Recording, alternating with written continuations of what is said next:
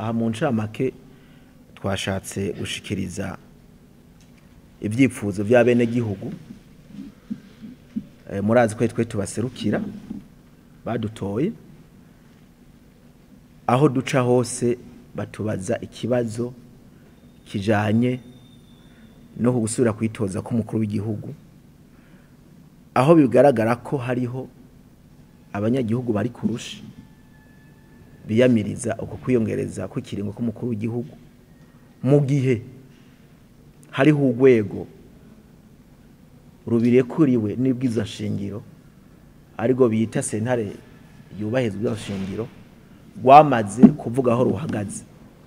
kandi mu gihe ubwo rwego iyo ruramutse rutanze rusohoye ingingo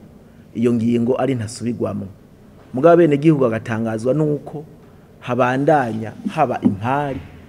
kuri ico kiringo umukuru w'igihugu ari uwashaka kwiyongeza ko mu gihe urubanza iyo sentare yubahezwa shingiro yamaze kurushikiriza. Hanyuma ikindi kintu twashaka gushikiriza hano nuko bigaragara ko nkuko amategeko mpuzamakungu bivuga Uburundi ni igihugu cikukiye kandi cigenga mugabo igitangaza bene gihugu nuko hari ibihugu bimwe bimwe usanga bishaka kwinjira mu gihugu cigenga kandi cikukiye bashaka kwaka ububasha abene gihugu bahabwa n'ibwiza shingiro na cane cane ububasha bwo gutora ababaserukira. Mu majambo make ivyo twashatse kuvuga nivyo murakoze.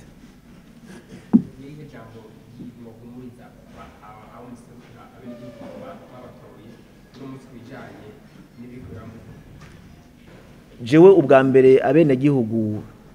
ico no bahumuriza no babwira yuko ubwa mbere na mbere ho bofatana munda bagatekana. Hanyuma ica kabiri nkababwira yuko mu Burundi igihugu kirimwe abagabo utugorane twoba turiho tuzotorerwa inyishu. Ubwa gatatu no humuriza bene gihugu yuko amatora aterezwa kuba kandi nkuko byamaze kugaragara no mukuru w'igihugu yamaze gusora n'itegeko ribatumira mu matora